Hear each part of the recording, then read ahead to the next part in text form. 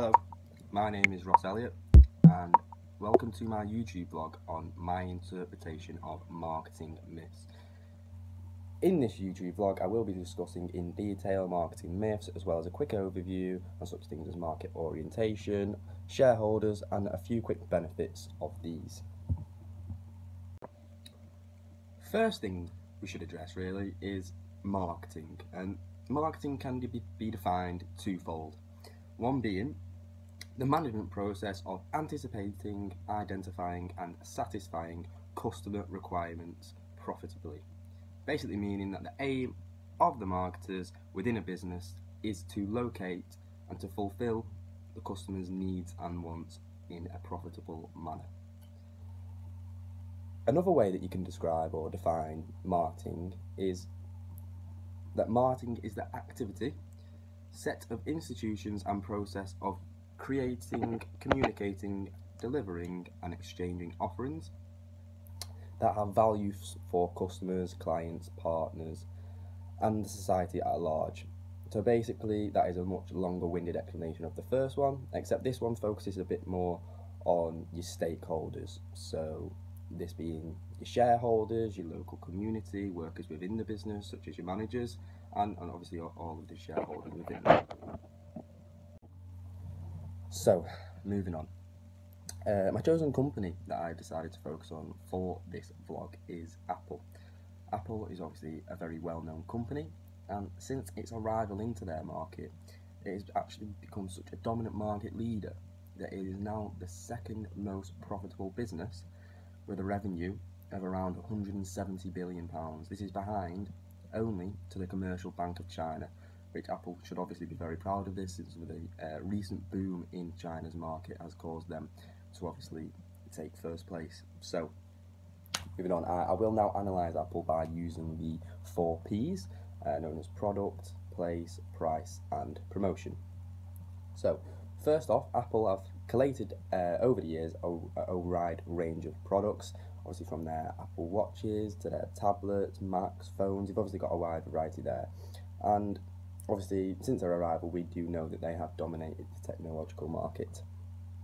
If you ever want to buy anything from Apple, you do either have to go online or go direct to the Apple store. This not only aids promotion, obviously if you go into the store, going online, you can look at all the other products, not just the one that you are necessarily looking for, which is obviously very good for Apple as well.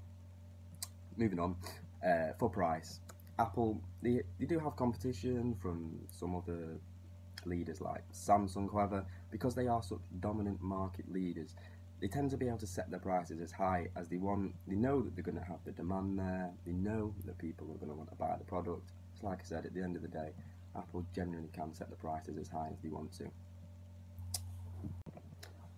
And then finally, we come on to promotion.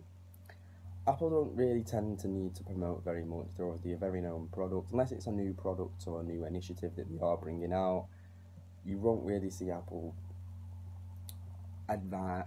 promoted as much as you may think. It is generally when you go into the stores and that, you can see all the products, you know what Apple is about. So like I said, they won't promote too much. It will just be if there is a new product, etc. out.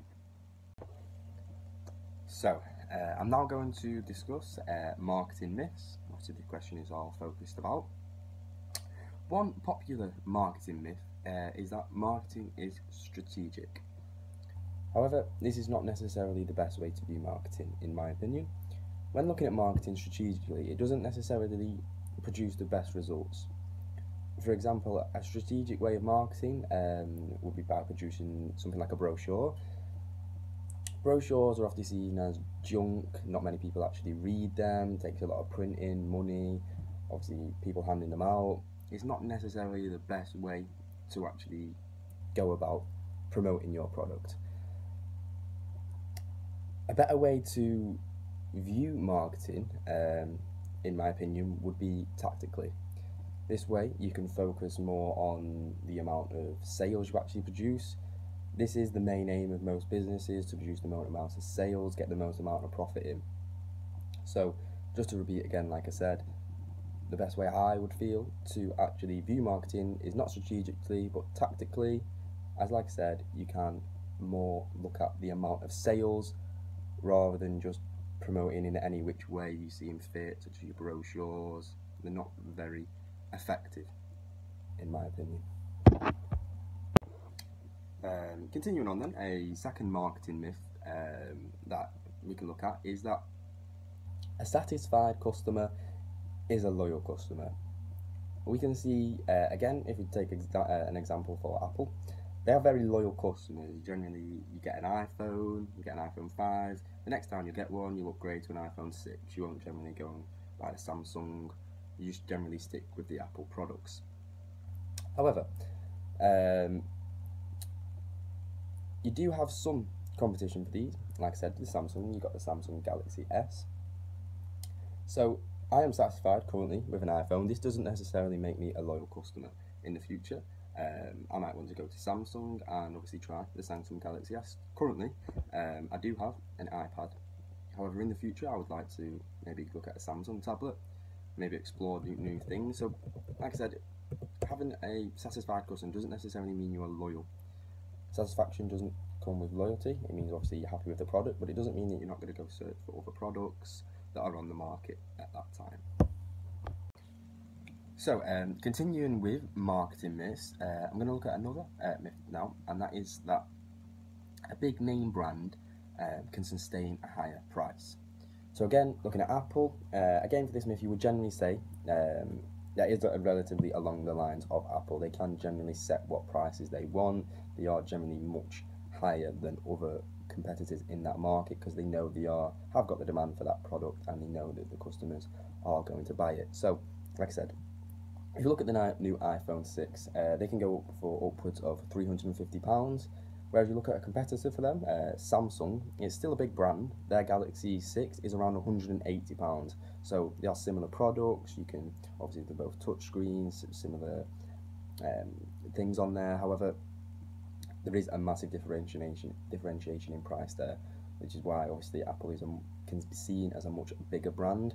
So for this myth, you generally could say that bigger brands can sustain a higher price. This may not necessarily be the same for every single company, but obviously through looking at Apple, we can see that that is quite relative to them. So, moving on again, I'm now going to look at the benefits of being a market-orientated business. So first off, again, I'm going to use Apple as my example for this. First off, since its arrival in the market, Apple has clearly seen an increase in the amount of sales. Since first coming around, Apple have seen, like I said, an enormous amount of increase in their sales, which has also led to them seeing an increase in their market share. With a market-orientated business, like I said, they do usually see this increase in the market share, which has led Apple to become a monopolistic firm, having the majority of the shares within their market. Furthermore, Apple have also seen a rise. In 2014, they had a £37 billion profitability, and then in the next year, it rose to 42 billion. So from what you see here, there's a 5 billion rise. Year on year, Apple tend to see a rise in their profitability. So, along with these benefits here, you can also obtain satisfied customers. You can have an increase in your loyal customers as well as an attraction of new customers. This obviously perfectly describes how Apple have collated its customers over years. Like I said before, customers of Apple tend not to move from Apple. They just upgrade as the iPhones upgrade or the laptops, etc. They don't tend to switch to another firm. So, since its arrival, like I said, Apple has become such the main dominant force, and gaining customers is pivotal to their success.